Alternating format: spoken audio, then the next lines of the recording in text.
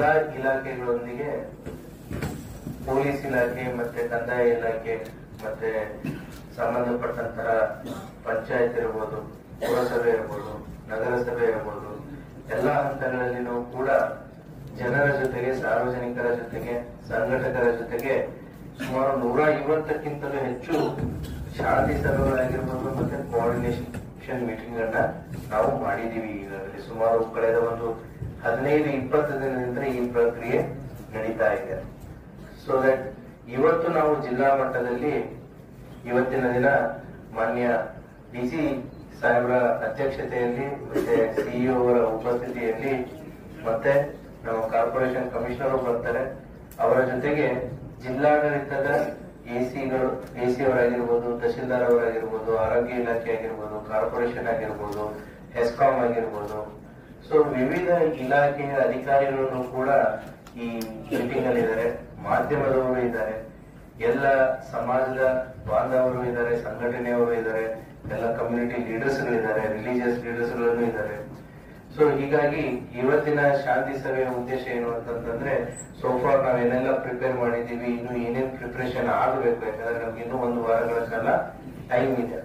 So ಇನ್ನೂ 1 ವಾರಗಳ ಕಾಲದಲ್ಲಿ ನಾವು ಇನ್ನು ನಮ್ಮಿಂದ ಏನೇನ್ ನಾವು ನಿಮ್ ಕಡೆ ಹತ್ರ ಎಕ್ಸ್ಪೆಕ್ಟ್ ಮಾಡ್ತಾ ಇದ್ದೀವಿ, ಅದೇ ರೀತಿ ನಿಮ್ಮಿಂದ ನಮ್ಮ ಜಿಲ್ಲಾಡಳಿತದಿಂದ ಇನ್ನು ಏನೇನು ಅನುಕೂಲತೆಗಳು ಆಗಬೇಕು ಅನ್ನುವಂತ ಒಂದು ವಿಚಾರದಲ್ಲಿ ಇವತ್ತಿನ ಮೀಟಿಂಗ್ ಅನ್ನ ನಾವು ತಗೋತಾ ಇದ್ದೀವಿ. ಸೊ ಆ ಹಿನ್ನೆಲೆಯಲ್ಲಿ ಕೆಲವೊಂದಿಷ್ಟು ವಿಚಾರಗಳನ್ನ ಗಣೇಶ ಹಬ್ಬ ಮತ್ತೆ ಈದ್ ಮಿಲಾದ್ ಹಬ್ಬದ ಹಿನ್ನೆಲೆಯಲ್ಲಿ ಕೆಲವೊಂದಿಷ್ಟು ವಿಚಾರಗಳನ್ನ ಜಿಲ್ಲಾ ಜನತೆಗೆ ಮಾಧ್ಯಮದ ಮುಖಾಂತರ ಮತ್ತೆ ಸಮ್ಮೇಳನದ ಮುಖಾಂತರ ಕೆಲವೊಂದಿಷ್ಟು ವಿಚಾರಗಳನ್ನ ಚರ್ಚೆ ಮಾಡೋದಕ್ಕೆ ಇಷ್ಟಪಡ್ತೀನಿ. ಇದು ಹಬ್ಬಗಳ ಸರದಿ ಸ್ಟಾರ್ಟ್ ಆಯ್ತು. ಗಣೇಶ ಬರುತ್ತೆ, ಈದ್ ಮಿಲಾದ್ ಬರುತ್ತೆ, ಅದಾದ್ಮೇಲೆ ಮಹಾನವಮಿ, ದಸರಾ, ಹೀಗೆ 1 by 1 ನವೆಂಬರ್ 1 ಬರುತ್ತೆ, ದೀಪಾವಳಿ ಬರುತ್ತೆ. ಸೊ ಈ ಹಬ್ಬಗಳ ಸರಣಿ ಸ್ಟಾರ್ಟ್ ಆಯ್ತು. ಶ್ರಾವಣ ಸೋಮವಾರ ಮುಗಿತು, ಹಬ್ಬಗಳ ಸರಣಿ ಸ್ಟಾರ್ಟ್ ಆಯ್ತು. ಈಗ ನಮಗೆ ಗಣೇಶ ಮೂರ್ತಿಗಳು ಅಂತಂತ ಬಂದಾಗ ನಮಗೆ ಫಸ್ಟ್ ಏನು ಅಂತಂದ್ರೆ ಎಲ್ಲರಿಗೂ ಅನುಕೂಲವಾಗಬೇಕಾಗಿರೋದು single window system. Single window system ಅಂದ್ರೆ ಏಕಗವಾಕ್ಷಿ ಕೇಂದ್ರ ಅಂತ ಹೇಳಿ. ಈಗ ಸಾರ್ವಜನಿಕ ಗಣಪತಿಗಳನ್ನ ಕೂಡಿಸ್ಬೇಕಾದ್ರೆ ಮೇನ್ ನಿಮಗೆ ಯಾವ್ಯಾವ ಇಲಾಖೆಗಳ ಅನುಮತಿ ಬೇಕಾಗುತ್ತೆ ಮತ್ತೆ ಯಾವ್ಯಾವ ಇಲಾಖೆಗಳ ಸಹಕಾರ ಬೇಕಾಗುತ್ತೆ. ಸುಮ್ಮನೆ ನೀವು ಒಂದು ಲೆಟರ್ ಹಿಡ್ಕೊಂಡು ಎಲ್ಲಾ ಇಲಾಖೆಗಳಲ್ಲಿ ಓಡೋಕ್ಕಿಂತ ಎಲ್ಲಾ ಇಲಾಖೆಯ ನೋಡಲ್ ಅಧಿಕಾರಿಗಳು ಒಂದು ಜಾಗದಲ್ಲಿದ್ದು ನಿಮ್ಮ ಪರ್ಮಿಷನ್ ಕೊಡೋದಿಕ್ಕೆ ಅದನ್ನ ಎಲ್ಲಾ ಪೊಲೀಸ್ ಠಾಣಾ ವ್ಯಾಪ್ತಿಯಲ್ಲಿ ಅದನ್ನ ತಾವು ನಮ್ಮ ಪೊಲೀಸ್ ಅಧಿಕಾರಿಗಳು ಮಾಡಬೇಕಾಗುತ್ತೆ. ಒಂದು ಕೆಪಿಟಿಸಿ ಅಲ್ಲಿ ಇರುತ್ತೆ, ಅಥವಾ ಗ್ರಾಮ ಪಂಚಾಯತ್ ಅಥವಾ ಪಟ್ಟಣ ಪಂಚಾಯತ್ ಅಥವಾ ಪುರಸಭೆ, ಮಹಾನಗರ ಪಾಲಿಕೆ, ಸೊ ಪೊಲೀಸು. ಸೊ ಹೀಗಾಗಿ ಒಂದು ಪೊಲೀಸ್ ಠಾಣೆಗೆ ಅವರು ಅಪ್ಲಿಕೇಶನ್ ಕೊಟ್ಟರು ಅಂತಂದ್ರೆ ನೀವು ವಿವಿಧ ಇಲಾಖೆಗಳ ಜೊತೆಗೆ ಕೋಆರ್ಡಿನೇಟ್ ಮಾಡಿಕೊಂಡು ಅವರಿಗೆ ಅದನ್ನ ಏನು ಅನುಮತಿಯನ್ನು ಕೊಡಿಸುವಂತ ಒಂದು ಕೆಲಸವನ್ನ ಮಾಡಬೇಕಾಗುತ್ತೆ. ಅಷ್ಟೇ ಅಲ್ಲದೆ ಈ ಪ್ರತಿಷ್ಠಾಪನೆ ಮಾಡುವಂತಹ ಸ್ಥಳಗಳನ್ನ ಏನಿದೆ ಮೊದಲೇ ಸುಮಾರು ವರ್ಷಗಳಿಂದ ಪ್ರಾಕ್ಟೀಸ್ ಇರುತ್ತೆ. ಆ ಪ್ರಾಕ್ಟೀಸ್ ಅನ್ನ ಬಿಟ್ಟು ಡೈವರ್ಟ್ ಆಗೋದು ಬೇಡ. ಸಾರ್ವಜನಿಕರ ಅಡೆತಡೆ ಆಗಿರ್ಬೋದು ಅಥವಾ ಸಂಚಾರಿ ಅಡೆತಡೆಗಳು ಆಗದ ರೀತಿಯಲ್ಲಿ ಸೊ ಅದನ್ನ ಅನುಕೂಲತೆಯನ್ನ ಮಾಡ್ಕೊಳ್ಳಿ. ಅದೇ ರೀತಿಯೂ ಕೂಡ ಈಗ ಮೇನ್ ಇಂಪಾರ್ಟೆಂಟ್ ಪ್ರೊಸೆಷನ್ ರೂಟ್ಸ್ ಇರ್ತವೆ ಸಾರ್ವಜನಿಕ ಗಣಪತಿಗಳು ಎಲ್ಲಾ ಕಡೆ. ಸುಮಾರು 2750 ಆಸ್ ಆನ್ ಟುಡೇ ನಮಗಿರುವಂತಹ ಫಿಗರ್ಸ್ ಸುಮಾರು 2751 ಸಾರ್ವಜನಿಕ ಗಣಪತಿಗಳು ನಮ್ಮ ಜಿಲ್ಲೆಯಲ್ಲಿ ಪ್ರತಿಷ್ಠಾಪನೆ ಆಗ್ತಾ ಇದ್ದಾವೆ. 2751. ಈ ಸಂಖ್ಯೆ ಇನ್ನು ಜಾಸ್ತಿನೂ ಆಗ್ಬೋದು, ಯಾಕಂದ್ರೆ ಇನ್ನು ಬರುವಂತ ಒಂದು ವಾರದಲ್ಲಿ ಜನ ಇನ್ನು ಬರಬಹುದು ಮುಂದೆ. ಸೊ 2751 ಗಣಪತಿಗಳು ಸುಮಾರು ನಮ್ದು 11 ದಿನದಲ್ಲಿ ಇಮರ್ಷನ್ಸ್ ಗಳನ್ನು ಆಗ್ತವೆ. ಸೊ ಮ್ಯಾಕ್ಸಿಮಮ್ ನಮ್ದು ಇಮರ್ಷನ್ ನಿಯರ್ಲಿ 59% ಗಣಪತಿಗಳು 5ನೇ ದಿನನೇ ಇದ್ದಾವೆ. 29% ಗಣಪತಿಗಳು 7ನೇ ದಿನ ಇದೆ. 10% ಗಣಪತಿ ನಮ್ದು 11ನೇ ದಿನ ಇದೆ, ಇದು 9ನೇ ದಿನ ಇದೆ. ಸೊ ಉಳಿದಿದ್ದು ಏನಿದೆ 11ನೇ ದಿನ ಇದೆ. ನಮಗೆ ಮೇಜರ್ ಇರೋದೇ 5, 7, 9 ಮತ್ತೆ 11. 5, 7ರಿಂದ ನಾವು 85% ಗಣಪತಿಗಳು ನಮ್ದು ಕ್ಲಿಯರ್ ಆಗುತ್ತೆ ನಮ್ಮ ಜಿಲ್ಲೆಯಲ್ಲಿ 7 ದಿನದಲ್ಲಿ. ಸೊ ನಮ್ಗೆ ಈ ಸಾರಿ ಏನಾಗಿದೆ ಅಂತಂದ್ರೆ 9ನೇ ದಿನದ ಗಣಪತಿ ಆಸ್ ಪರ್ ಕ್ಯಾಲೆಂಡರ್ 10ನೇ ದಿನ ಈ ಸಾರಿ ಈದ್ ಮಿಲಾದ್ ಇದೆ, 11ನೇ ದಿನ ಮತ್ತೆ ಗಣಪತಿ ವಿಮರ್ಶನ. ಸೊ ಸರದಿಯಲ್ಲಿ ಹಬ್ಬಗಳಿದೆ, ಸರದಿಯಲ್ಲಿನೇ ಸಾಕಷ್ಟು ಜಿಲ್ಲಾಡಳಿತ ತಯಾರಿ ಮಾಡ್ಕೋಬೇಕಾಗುತ್ತೆ, ಪೊಲೀಸ್ ಇಲಾಖೆನೂ ಕೂಡ ತಯಾರಿ ಮಾಡ್ಕೋಬೇಕಾಗುತ್ತೆ. ಸೊ ಆಮೇಲೆ ಈ ಮಾರ್ಗಗಳಿಗೆ ಸಂಬಂಧಪಟ್ಟಂತೆ ನಮ್ಮ ಪೊಲೀಸ್ ಇಲಾಖೆಯವರು ಕೂಡ ರೂಟ್ಸ್ ಗಳನ್ನ ಐಡೆಂಟಿಫೈ ಮಾಡಿ, ಮತ್ತೆ ಅದೇ ರೀತಿ ಕೂಡ ಹೆಸ್ಕಾಂ ಇಲಾಖೆ ಆಗಿರ್ಬೋದು, ಮತ್ತೆ ಕನ್ಸರ್ನ್ ಪುರಸಭೆ, ಗ್ರಾಮ ಪಂಚಾಯತ್ ಮತ್ತು ನಗರಸಭೆ ಏನಿದೆ, ಯಾಕಂದ್ರೆ ಹೆಸ್ಕಾಂನವರು ಕೂಡ ಅಲ್ಲಿ ವೈರ್ ಕನೆಕ್ಷನ್ಸ್ ಗಳನ್ನ ದಯವಿಟ್ಟು ಚೆಕ್ ಮಾಡಿ. ಯಾಕಂತಂದ್ರೆ ಮೂವ್ಮೆಂಟ್ ಇರುತ್ತೆ, ವೆಹಿಕಲ್ಸ್ ಗಳಲ್ಲಿ ಗಣಪತಿಗಳನ್ನ ತಗೊಂಡು ಹೋಗೋದು ಬರೋದು ಮಾಡ್ತಾ ಇರ್ತಾರೆ. ಅದೇ ರೀತಿ ಕನ್ಸರ್ನ್ ಫಾರೆಸ್ಟ್ ಡಿಪಾರ್ಟ್ಮೆಂಟ್ ಆಗಿರ್ಬೋದು ಅಥವಾ ಕನ್ಸರ್ನ್ ಪುರಸಭೆ, ನಗರಸಭೆ ಆಗಿರ್ಬೋದು, ಗಿಡ ಗಂಟೆಗಳು ಬೆಳೆದಿರ್ತವೆ. ಸೊ ಟೊಂಗೆಗಳು ತಾಗುವಂತದ್ದು ಸಾಧ್ಯತೆಗಳಿರ್ತವೆ. ಇಲ್ಲ ಅಂತ ನಾವು ಕ್ಲಿಯರ್ ಮಾಡದೇ ಇದ್ರೆ ಏನಾಗುತ್ತೆ, ಅವರೇ ಗಣಪತಿಗಳನ್ನ ತಗೊಂಡು ಹೋಗ್ಬೇಕಾದ್ರೆ ಬಡಿಗೆ ತಗೊಂಡು ತಂತಿನ ಮೇಲ್ ಮಾಡದೆ, ವೈರ್ನ ಮೇಲ್ ಮಾಡದೆ ಶಾರ್ಟ್ ಸರ್ಕ್ಯೂಟ್ ಆಗುವಂತ ಎಲ್ಲಾ ಸಾಧ್ಯತೆಗಳಿರ್ತವೆ. ಆದ್ದರಿಂದ ನಮಗಿರುವಂತಹ 1 ವಾರದ ಅವಧಿಯಲ್ಲಿ ಈ ಎಲ್ಲ ಕೆಲಸ ಕಾರ್ಯಗಳು ಆಗ್ಬೇಕಾಗತ್ತೆ. ಸೊ ಮೇನ್ಲಿ ವಿಜಯಪುರ ಸಿಟಿ ಇರ್ಬೋದು, ಎಲ್ಲ ತಾಲೂಕಾ ಹೆಡ್ ಕ್ವಾರ್ಟರ್ಸ್ ಗಳಾಗಿರ್ಬೋದು, ಈ ಪ್ರೊಸೆಷನ್ ರೂಟ್ಸ್ ಗಣಪತಿ ಬರೋದಾಗಿರ್ಬೋದು, ಗಣಪತಿ ಹೋಗೋದಾಗಿರ್ಬೋದು. ಅದೇ ರೀತಿ ಈದ್ ಮಿಲಾದ್ ಕೂಡ ನಮ್ಮ ಜಿಲ್ಲೆಯಲ್ಲಿ ಆಸ್ ಆನ್ ಟುಡೇ ನಮಗಿರೋ ಮಾಹಿತಿ ಒಟ್ಟು 35 ಪ್ರೊಸೆಷನ್ಸ್ ಗಳು ಇದಾವೆ ನಮ್ಮ ಜಿಲ್ಲೆಯಲ್ಲಿ ಆಸ್ ಆನ್ ಟುಡೇ ಇನ್ಫಾರ್ಮೇಶನ್ ಪ್ರಕಾರ. ಆ ಪ್ರೊಸೆಷನ್ ದಾರಿ ಉಂಟು ಕೂಡ ನಮ್ಗೇನು ಅಂತಂದ್ರೆ ರೂಟ್ ಕ್ಲಿಯರ್ ಇರಬೇಕು. ಒಂದು ವಯರ್ಸ್ ಗಳನ್ನ ಹೇಗ್ ಬೇಕಾಗಿ ಹಾಕಿರ್ತಾರೆ, ಈ ಕೇಬಲ್ ವಯರ್ಸ್ ಗಳನ್ನ ಹಾಕಿರ್ತಾರೆ, ಅಥವಾ ಏನೋ ಒಂದು ಬಂಟಿಂಗೋ ಬ್ಯಾನರ್ ಏನೇನೋ ಹಾಕಿರ್ತಾರೆ.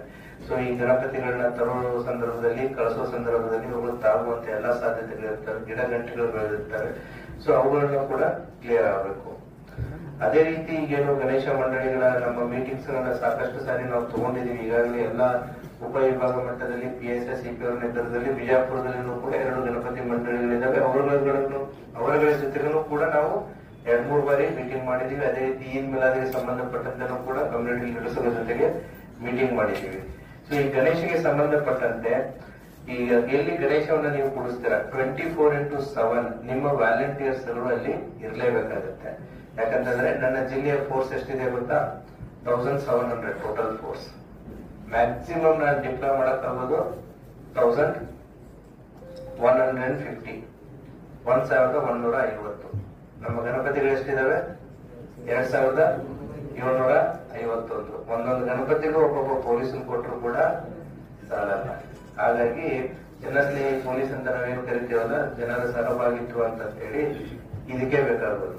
ಸೊ ನೀವು ಯಾರ್ಯಾರು ಸಾರ್ವಜನಿಕರ ಗಣಪತಿಯನ್ನ ಇಟ್ಕೋತೀರಾ, ನಾವು ಪೊಲೀಸ್ನವ್ರು ಇರ್ತೀವಿ, ಬಟ್ ನಮ್ಗಿಂತ ಹೆಚ್ಚು ಜವಾಬ್ದಾರಿ ನಿಮ್ದಿದೆ. ನಿಮ್ಮಿಂದ ನಮಗೆ ವಾಲಂಟಿಯರ್ಸ್ 24x7 ಅಲ್ಲಿ ಇರಬೇಕಾಗುತ್ತೆ. ಆ ಪೆಂಡಾಲಗಳಲ್ಲಿ ನೀವು CCTVಗಳನ್ನ ದಯವಿಟ್ಟು ಕಂಪಲ್ಸರಿ ಅಳವಡಿಸ್ಕೊಡಿ. ನಾನ್ ಲೆಕ್ಕ ಆಗ್ತಾ ಇದ್ದೆ 2750 ಗಣಪತಿ ಅಂತಂದ್ರೆ ಅಟ್ಲೀಸ್ಟ್ ಒಂದೊಂದು ಸಾರ್ವಜನಿಕ ಗಣಪತಿಗೆ ಒಂದೊಂದು 4 CCTV ಹಾಕಿದ್ರು ಅಂದ್ರೂ ಕೂಡ ನೈಟ್ ವಿಷನ್ ಹಾಕಿ, ಸುಮ್ನೆ ಆ ಡೇ ಟೈಮ್ ಅಲ್ಲಿ ಕಾಣೋದಲ್ಲ, ನಮ್ಗೆ ನೈಟ್ ಟೈಮ್ ಅಲ್ಲಿ ಕಾಣಬೇಕು. 2750 ಗಣಪತಿ ಒಂದೊಂದು ಸಾರ್ವಜನಿಕ ಗಣಪತಿ ಅವರು ಬರೀ 4 CCTV ಹಾಕಿದ್ರು ಕೂಡ ನಮ್ಮ ಜಿಲ್ಲೆಯಲ್ಲಿ ಎಷ್ಟಾಯ್ತು, 10,000 ಮೇಲೆ, ಸುಮಾರು ಎಷ್ಟು 11,000 CCTV ಆಗುತ್ತೆ. ಈ ಗಣೇಶ ಮುಗಿದ ಮೇಲೆ ಈ 11,000 CCTVಗಳನ್ನ ಅದೇ ಏರಿಯಾಕ್ಕೆ ನೀವು ಅಳವಡಿಸ್ಕೊಳ್ಳಿ. 11,000 ಎಕ್ಸ್ಟ್ರಾ ಪೊಲೀಸರು ಸಿಕ್ಕಂಗೆ ನಿಮಗೆ 24x7 CCTVಗಳು ನಿಮ್ಮ ಏರಿಯಾನ ನಿಮಗೆ ವಾಚ್ ಮಾಡೋದಕ್ಕೆ ಅನುಕೂಲ ಆಗುತ್ತೆ. ಇತ್ತೀಚಿನ ದಿನಗಳಲ್ಲಿ ನಾವು CCTV ಡ್ರೈವ್ ನ ಕಳೆದ 6 ತಿಂಗಳಿಂದ ಬಹಳ ಫಾಸ್ಟ್ ಆಗಿ ತಗೊಳ್ತಾ ಇದೀವಿ. ಸುಮಾರು 8 ತಿಂಗಳಲ್ಲಿ ನಮ್ದು 3,000-3,500 ಇದ್ದಂತ CCTV ಇವತ್ತು ಜಿಲ್ಲೆಯಾದ್ಯಂತ 21,000 ಆಗಿದಾವೆ CCTVs. ಇದೆಲ್ಲ ಜನರ ಸಹಭಾಗಿತ್ವ. ಪಬ್ಲಿಕ್ ಸೇಫ್ಟಿ ಆಕ್ಟ್ ಅಡಿಯಲ್ಲಿ ಕೈಗೊಂಡಂತ ಕ್ರಮಗಳು ಸುಮಾರು 18,000ಕ್ಕಿಂತಲೂ ಹೆಚ್ಚು ನಾವು CCTVಗಳನ್ನ ಕಳೆದ 6 ತಿಂಗಳಲ್ಲಿ ನಾವು ಅಳವಡಿಸೋದನ್ನ ಮಾಡಿದೀವಿ. ಈ ಗಣೇಶ ಹಬ್ಬ ಈಗ ನಿಮ್ಮೊಂದು ಅವಕಾಶ, ಸಾರ್ವಜನಿಕರಾಗಿರ್ಬೋದು, ಸಾರ್ವಜನಿಕ ಮಂಡಳಿಗಳಿಗೆ ಗಣಪತಿನ ನೀಡ್ತಿರಲ್ಲ. ಸೊ ಒಂದೊಂದು ಸಾರ್ವಜನಿಕ ಗಣಪತಿಯಲ್ಲಿ ಅಲ್ಲಿ 4 CCTV ಗಣಪತಿಗಂತಾನೆ ಹಾಕೊಂಡಿರಿ. ತದನಂತರ ಅದೇನು ವೇಸ್ಟ್ ಆಗಲ್ಲ. ಸೊ ಅದನ್ನ ತಮ್ಮ ಏರಿಯಾದಲ್ಲಿನೇ ಅವುಗಳನ್ನ ಸ್ಟ್ರಾಟಜಿಕ್ ಪೊಸಿಷನ್ಸ್ ಗಳಲ್ಲಿ ಹಾಕೊಂಡ್ರಿ ಅಂತಂದ್ರೆ ನಿಮ್ ಏರಿಯಾನ 24x7 ಕಾಯೋದಕ್ಕೂ ಕೂಡ ಅದು ಒಳ್ಳೆ ಅವಕಾಶ ಆಗುತ್ತೆ. ಈ ವಿಜಯಪುರ ಸಿಟಿಯಲ್ಲಿ ಒಂದು ಐಶ್ವರ್ಯ ನಗರ ಅಂತ ಇದೆ. ಸುಮಾರು 2 ವರ್ಷದ ಹಿಂದೆ ಆ ಎಂಟೈರ್ ಏರಿಯಾದವರು ಸೇರಿ CCTVಗಳನ್ನ ಹಾಕಿಸ್ಕೊಂಡ್ರು. ಕಳೆದ 2 ವರ್ಷದಿಂದ ಅಲ್ಲಿ ಒಂದೇ ಒಂದು ಅಫೆನ್ಸಸ್ ಇಲ್ಲ, ಕ್ರಿಮಿನಲ್ ಅಫೆನ್ಸಸ್ ಇಲ್ಲ. ಹಾಗಾಗಿ ಈ ಗಣೇಶನು ಕೂಡ ಅಷ್ಟೇ ಸೂಕ್ಷ್ಮ. ಗಣೇಶನ್ ಎಷ್ಟು ತರ್ತೀರ ಅದನ್ನ ಕಾಯೋದು ಕೂಡ ಅಷ್ಟೇ ಇದೆ ಜವಾಬ್ದಾರಿ. ಹಾಗಾಗಿ ವಾಲಂಟಿಯರ್ಸ್ ಜೊತೆಗೆ CCTV, ಅದರ ಜೊತೆಗೆ ಇವೆಲ್ಲ ಬಹಳ ಕೇರ್ಫುಲ್ ಆಗಿರ್ಬೇಕು. ಯಾಕೆಂತಂದ್ರೆ ಬೆಂಕಿ ಅವಘಡಗಳ ಬಗ್ಗೆ ನೀವು ಸಾಕಷ್ಟು ಕೇಳಿದಿರ, ಮಾಡಿದಿರ. ಈ ಕನೆಕ್ಷನ್ಸ್ ಗಳನ್ನ ಹುಡುಗರು ಯಾರು ಬೇಕು ಅದೇ ರೀತಿ ಕೊಡ್ತಾ ಇರ್ತಾರೆ. ಶಾರ್ಟ್ ಸರ್ಕ್ಯೂಟ್ ಗಳಾಗುವಂತ ಸಾಧ್ಯತೆಗಳಿರ್ತವೆ.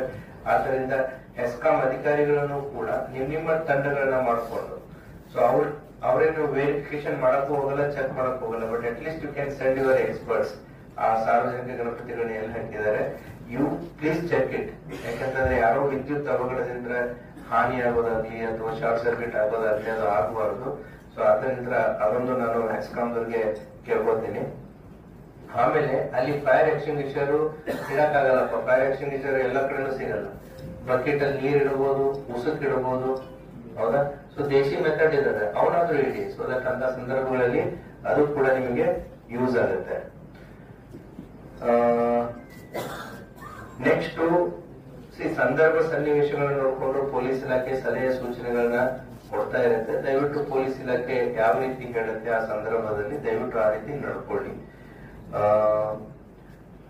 ನೆಕ್ಸ್ಟ್ ಗಣೇಶ ವಿಸರ್ಜನೆ ಬಹಳ ಇಂಪಾರ್ಟೆಂಟ್. ಸೊ ನಾನು ಎಲ್ಲ ಪಂಚಾಯತ್ ಲೆವೆಲ್ದಲ್ಲಾಗಿರ್ಬೋದು ಮತ್ತೆ ತಾಲೂಕಾ ಮಟ್ಟದಲ್ಲಾಗಿರ್ಬೋದು ವಿಸರ್ಜನಾ ಪಾಯಿಂಟ್ಸ್ ಗಳನ್ನ ದಯವಿಟ್ಟು ಇವಾಗಲೇ ಗುರುತಿಸ್ಬಿಟ್ಟು ವಿಸರ್ಜನಾ ಪಾಯಿಂಟ್ಗಳಲ್ಲಿ ಸರಿಯಾದಂತ ಒಂದು ಬೆಳಕಿನ ವ್ಯವಸ್ಥೆ ಆಗಬೇಕು. ಆಮೇಲೆ ಅಲ್ಲಿ ಎಕ್ಸ್ಪರ್ಟ್ಸ್ ಗಳು ಬೇಕಾಗ್ತಾರೆ. ಯಾಕೆ ಅಂತಂದ್ರೆ ಜನರೇ ಅವರೇ, ಫಾರ್ ಎಕ್ಸಾಂಪಲ್ ನಮ್ಮ ಹತ್ರ ಕೃಷ್ಣಾ ನದಿ ಇದೆ, ಭೀಮಾ ನದಿ ಇದೆ, ಅದು ಬಿಟ್ಟು ಕೆಲವೊಂದಿಷ್ಟು ಹೊಂಡಗಳಿವೆ, ಕೆರೆಗಳಿವೆ, ಕಟ್ಟೆಗಳಿವೆ. ಸೊ ಡಿಸಿಗ್ನೇಟೆಡ್ ಪ್ಲೇಸಸ್ ಗಳನ್ನ ಮಾಡಿ ಇಮರ್ಷನ್ ಪಾಯಿಂಟ್ಸ್ ಗಳಿಗೆ. ಸೊ ದಟ್ ಅಲ್ಲಿ ಸ್ವಿಮ್ಮರ್ಸ್ ಆಗಿರ್ಬೋದು, ಲೈಫ್ ಜಾಕೆಟ್ ಆಗಿರ್ಬೋದು, ಮತ್ತೆ ರಾತ್ರಿ ಹೊತ್ತು ಬೆಳಕಿನ ವ್ಯವಸ್ಥೆ ಆಗಿರ್ಬೋದು. ಸೊ ನೀವು ಉದಾಹರಣೆ ನೋಡಿರ್ಬೋದು, ಒಂದು ತೀರ್ಥಹಳ್ಳಿ ಹತ್ರ ತುಂಗಾ ನದಿಯಲ್ಲಿ ತೆಪ್ಪೆಯಲ್ಲಿ ಹೋಗಿರ್ತಾರೆ, ನೋಡಿದಿರ ಗಣಪತಿ ಇಮರ್ಷನ್ ಟೈಮ್ದಲ್ಲಿ? ಆ ತೆಪ್ಪೆಯಲ್ಲಿದ್ದಂತೆ ಎಲ್ಲಾ ಸಾರ್ವಜನಿಕರು ಕಣ್ಣು ಮುಂದೆನೆ ಸೊ ಮುಳುಗಿ ಹೋಗ್ತಾರೆ. ಅಂತ ದುಸ್ಸಾಹಸಗಳಿಗೆ ಕೆಲವೊಂದಿಷ್ಟು ಜನ ಕೈ ಹಾಕ್ತಾ ಇರ್ತಾರೆ. ಹರಿಯುವಂತ ನದಿ, ಯಾಕಂದ್ರೆ ಕೃಷ್ಣಾ ತುಂಬಿದೆ, ಭೀಮಾ ತುಂಬಿದೆ. ಸೊ ಅಂತ ಅವಘಡಗಳು ಆಗ್ಬಾರ್ದು. ಅದಕ್ಕೆ ನಾವು ಗಣಪತಿ ಮಹಾಮಂಡಳ ಆಗಿರ್ಬೋದು, ಗಣಪತಿ ಸಾರ್ವಜನಿಕರು ಯಾರು ತೋರಿಸ್ತಾ ಇದ್ದಾರೆ. ಸೊ ಎನ್ಶೂರ್ ಮಾಡಿ ಡಿಸಿಗ್ನೇಟೆಡ್ ಪ್ಲೇಸಸ್ ಗಳಿಗೆ ಎಲ್ಲಿರ್ತವೆ ಅಲ್ಲಿ ಮಾತ್ರ ಗಣೇಶಗಳನ್ನ ವಿಸರ್ಜನೆ ಮಾಡಿ ಅದಕ್ಕೆ ಬೇಕಾದಂತ ಸಾಕಷ್ಟು ಮುಂಜಾಗ್ರತಾ ಕ್ರಮಗಳನ್ನ ಕೈಗೊಳ್ಳಿ. ಆಮೇಲೆ ಸೋಷಿಯಲ್ ಮೀಡಿಯಾ ಬಗ್ಗೆ ನಾನು ಮಾತಾಡ್ತೇನೆ. ಸೋಷಿಯಲ್ ಮೀಡಿಯಾ ಏನಿದೆ, ಸಾಮಾಜಿಕ ಜಾಲತಾಣ ಏನಿದೆ, ಒಂದಂತೂ ಸತ್ಯ, ಯಾರೇ ಎಲ್ಲೇ ಏನೇ ಪೋಸ್ಟ್ ಮಾಡಿದ್ರು ಕೂಡ ಅದು ಯಾರು ಏನು ಅನ್ನೋದು ಪತ್ತೆ ಮಾಡೋದು ಅಸಾಧ್ಯ ಅನ್ನೋದು ಸುಳ್ಳು. ಇವಾಗ ಅವ್ರು ಯಾರು, ಎಲ್ಲಿದ್ದಾರೆ, ಏನ್ ಮಾಡ್ತಾ ಇದಾರೆ ಅನ್ನೋದು ಪತ್ತೆ ಹಚ್ಚೋದು ಬಹಳ ಸುಲಭದ ಕೆಲಸ ಆಗಿದೆ. ಆದ್ರಿಂದ ನಾನು ಸಾಮಾಜಿಕ ಜಾಲತಾಣದಲ್ಲಿ, ಫೇಸ್ಬುಕ್ ಅಲ್ಲಿ, ಟ್ವಿಟರ್ ಅಲ್ಲಿ, ಆಮೇಲೆ ವಾಟ್ಸ್ಆಪ್ ಅಲ್ಲಿ ನಾನು ಏನೋ ಹಾಕಿ ನಾನು ಸುಮ್ಮನೆ ಕೂಡ್ತೀನಿ ಅಂತ ಅನ್ಸಿದ್ರೆ ಆ ಕಾಲ ಹೋಗಿದೆ. ಪ್ರತಿಯೊಂದನ್ನು ಕೂಡ ಗೊತ್ತಾಗುತ್ತೆ. ಆದ್ದರಿಂದ ಯಾವುದೇ ರೀತಿಯಾದ ಸುಳ್ಳು ಮಾಹಿತಿಯರಾಗಿರ್ಬೋದು ಅಥವಾ ಪ್ರಚೋದನಕಾರಿಯಾದಂತಹ ಮಾಹಿತಿ ಆಗಿರ್ಬೋದು ಅಥವಾ ತಪ್ಪು ಮಾಹಿತಿ ಆಗಿರ್ಬೋದು, ಇನ್ನೊಂದು ಪಂಗಡ ಕೋಮನ್ನ ಕೆರಳಿಸುವಂತ ವಿಚಾರಗಳಾಗಿರ್ಬೋದು, ಸಾಮಾಜಿಕ ಜಾಲತಾಣದಲ್ಲಿ ಯಾವುದೇ ವ್ಯಕ್ತಿ, ಯಾವುದೇ ಹಂತ ಇರ್ಬೋದು, ಯಾವುದೇ ಸಮಾಜ ಇರ್ಬೋದು, ಯಾವುದೇ ಕಮ್ಯುನಿಟಿ ಇರ್ಬೋದು, ಯಾವುದೇ ಧರ್ಮ ಇರ್ಬೋದು, ಪೊಲೀಸ್ ಇಲಾಖೆ ಕಾನೂನನ್ನ ಸರಿಯಾಗಿ ಬಳಸ್ಕೊಳ್ಳುತ್ತೆ ಸೋಷಿಯಲ್ ಮೀಡಿಯಾದಲ್ಲಿ. ಸೊ ಹಾಗಾಗಿ ಸಾಮಾಜಿಕ ಜಾಲತಾಣವನ್ನ ಬಳಸ್ಕೊಳ್ಬೇಕಾದ್ರೆ ಬಹಳ ಎಚ್ಚರದಿಂದ ಬಳಸ್ಕೊಳ್ಳಿ. ಅದೇ ರೀತಿ ಕೂಡ ನಾವು ಇವತ್ತು ಈ ಪ್ರಿಂಟರ್, ಬ್ಯಾನರ್ ಅನ್ನ, ಫ್ಲೆಕ್ಸ್ ಗಳನ್ನ ಪ್ರಿಂಟ್ ಮಾಡೋರ್ನು ಕೂಡ ನಾವು ಇಲ್ಲಿ ಕರೆದಿದ್ದೀವಿ. ಸೊ ನೀವು ಬ್ಯಾನರ್ಸ್ ಮತ್ತೆ ಏನು ಫ್ಲೆಕ್ಸ್ ಗಳನ್ನ ಪ್ರಿಂಟ್ ಮಾಡಬೇಕಾದ್ರೆ ಪ್ರಿಂಟ್ ಮಾಡೋರಿಗೆ ಗೊತ್ತಿರಬೇಕು ನೀವು ಕಂಟೆಂಟ್ ಏನು ಪ್ರಿಂಟ್ ಮಾಡ್ತಾ ಇದ್ದೀರಾ, ಎಷ್ಟು ಕಾಪಿ ಪ್ರಿಂಟ್ ಮಾಡ್ತಾ ಇದ್ದೀರಾ, ಯಾರು ನಿಮ್ ಕಡೆ ಪ್ರಿಂಟ್ ಮಾಡ್ಕೊಂಡು ಹೋಗಿ ಬಂದಿದ್ದಾರೆ. ಯಾಕೆ ಅಂತಂದ್ರೆ ತಪ್ಪು ಮಾಹಿತಿಗಳಾಗಿರ್ಬೋದು, ತಪ್ಪಾದಂತ ಚಿತ್ರಣಗಳಾಗಿರ್ಬೋದು, ಅದನ್ನ ಎಲ್ಲೋ ಹೋಗಿ ಯಾರೋ ಹಾಕದಾಗ ಅದರಿಂದ ಸಮಸ್ಯೆಗಳಾದಂತ ಸಾಕಷ್ಟು ಉದಾಹರಣೆಗಳಿದಾವೆ. ಆದ್ದರಿಂದ ಇವತ್ತು ನಾವು ಈ ಮೀಟಿಂಗ್ ಅಲ್ಲಿ ಫ್ಲೆಕ್ಸ್ ಮತ್ತೆ ಪ್ರಿಂಟರ್ ಮಾಡೋರನ್ನು ಕೂಡ ಈ ಮೀಟಿಂಗ್ ಅಲ್ಲಿ ಕರೆದಿದ್ದೀವಿ. ಸೊ ಆದ್ದರಿಂದ ನಿಮ್ಮ ಪ್ರಿಂಟಿಗೆ, ನಿಮ್ ಫ್ಲೆಕ್ಸ್ಗೆ ನಾವು ತೊಂದರೆ ಕೊಡ್ತಾ ಇಲ್ಲ, ಆದ್ರೆ ನಿಮ್ಮ ಹತ್ರ ಅಕೌಂಟಬಿಲಿಟಿ ಕೇಳ್ತಾ ಇದೀವಿ. ನಿಮ್ಮ ಹತ್ರ ಯಾರು ಬಂದ್ರು, ಏನ್ ಕಂಟೆಂಟ್ ಕೊಟ್ರು, ಏನು ಮಾಹಿತಿನ ಪ್ರಿಂಟ್ ಮಾಡ್ತಾ ಇದ್ದೀರಾ, ಅದು ಪೊಲೀಸ್ ಇಲಾಖೆಗೆ ನೀವು ಮಾಹಿತಿಯನ್ನ ಕೊಡಬೇಕು. ಹೌದಾ? ಸೊ ದಟ್ ಆ ಮಾಹಿತಿ ಏನಿದೆ, ಕಂಟೆಂಟ್ ಏನಿದೆ ಅನ್ನೋ ಪೊಲೀಸ್ ಇಲಾಖೆಗೆ ಮೊದಲೇ ಗೊತ್ತಾಯ್ತು ಅಂದ್ರೆ ಆ ತಪ್ಪು ಮಾಹಿತಿಗಳು ಡಿಸ್ಪ್ಲೇ ಆಗೋದನ್ನ ನಾವು ತಡೆಯಬಹುದು. ಇದು ಒಂದೇ ವಿಚಾರ ಅಂತಲ್ಲ, ಗಣೇಶ ಈದ್ ಮಿಲಾದ್ ಅಂತಲ್ಲ, ಯಾವುದೇ ವಿಚಾರಕ್ಕೆ ಸಂಬಂಧಪಟ್ಟಂತೆ ಸಮಾಜದಲ್ಲಿ ಅಶಾಂತಿಯನ್ನು ಉಂಟು ಮಾಡುವಂತೆ ಯಾವುದೇ ವಿಚಾರಗಳಿದ್ದಾಗ ಆ ಫ್ಲೆಕ್ಸ್